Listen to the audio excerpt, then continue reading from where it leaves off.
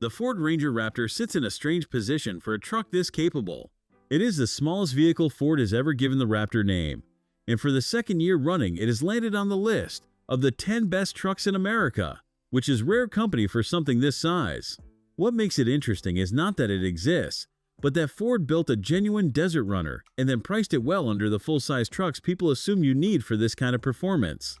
The window sticker reads $57,070. In Velocity Blue, the truck has real presence on a showroom floor.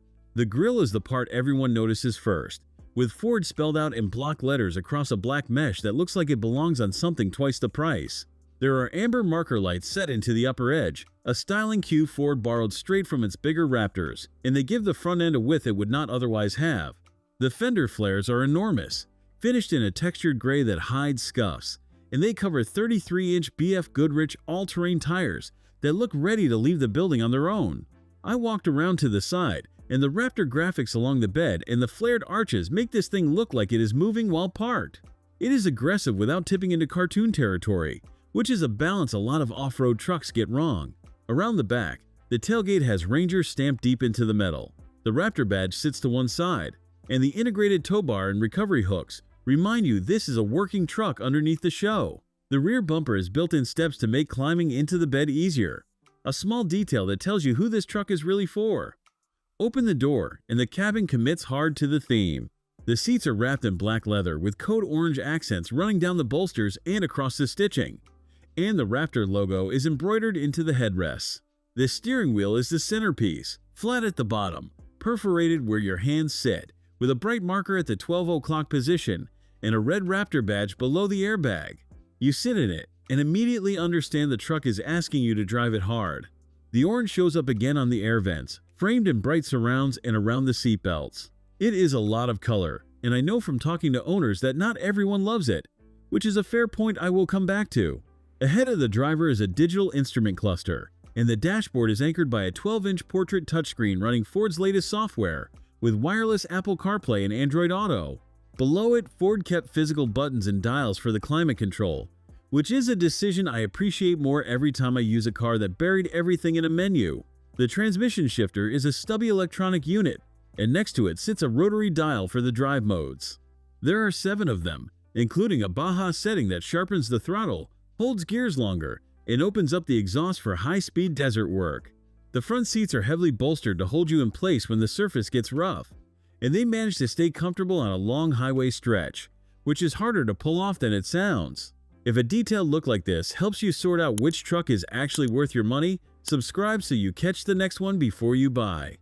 The rear cabin is more generous than the Ranger's compact footprint suggests. There is real legroom back there for adults. The bench is shaped well, and Ford added air vents and a power outlet on the back of the center console, a feature that was missing from earlier versions and that rear passengers will use constantly. The materials are a mix of soft surfaces up high and harder plastics lower down, which is normal for the class. The bed is where the truck remembers its job. It is a 5-foot box with a spray liner, anchor points along the walls, and a 400-watt power outlet built into the side, so you can run tools or a cooler straight from the truck without a separate inverter. The tailgate has a molded surface that doubles as a worktop, with measurements stamped into it. This particular truck wore a roller shutter cover over the bed, which keeps gear secure and out of the weather. It is a practical space, though the Raptor's mission does cost you something here, and that is worth being honest about. The towing rating is the one number that gives buyers pause. Where a standard Ranger will pull 7,500 pounds, the Raptor is rated at 5,510. The specialized suspension and the geometry that make this truck so good at speed off-road are the same things that bring the towing figure down. If your weekends are about hauling a large trailer, that gap matters, and you should know it going in. But for the buyer this truck is actually aimed at, the one chasing trails and dirt roads rather than a triple-axle camper, that rating covers most boats and utility trailers without trouble, and you get a chassis that turns rough ground into something almost smooth in exchange. Under the hood is the part that earns the badge. It is a 3-liter twin-turbo V6 making 405 horsepower and 430 pound-feet of torque, sent through a 10-speed automatic to all 4 wheels. That is enough to move this truck from rest to 60 in the low 5-second range, which is genuinely quick for something riding on knobby tires with this much ground clearance. The suspension is the real story though. Ford fitted 2.5-inch Fox racing dampers with live valve technology, which are internal bypass shocks that read the terrain and adjust their stiffness hundreds of times a second, firming up for a hard landing and softening for a washboard road. There are locking differentials front and rear, 10 and 7/10 inches of ground clearance, and a steel bash plate protecting the underside. It is the kind of hardware you normally pay a lot more to get. That brings the value back into focus. A Toyota Tacoma TRD Pro asks just over $66,000, and a Chevrolet Colorado ZR2 lands in the low 50s but cannot match the Raptor's power or its desert pace. The Ranger Raptor slots between them and offers more performance than either for the money. The honest catch is the same one every Raptor carries, which is fuel economy in the mid-teens around town, and the dealer markups that have started appearing on the more popular configurations. Pay attention to the out-the-door number, because the truck is a strong deal at sticker, and a much weaker one with thousands added on top. What the Ranger Raptor represents is a shift in what a mid-size truck is allowed to be. For years the assumption was that serious off-road performance lived only in the full-size class, at full-size prices.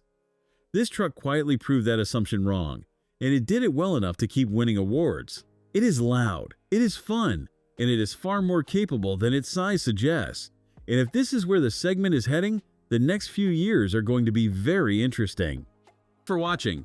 If you enjoyed this video, hit that like button and subscribe for more content just like this. Leave a comment below with your thoughts or questions. I read every single one. And don't forget to click the bell icon to get notified about my next upload. See you in the next video.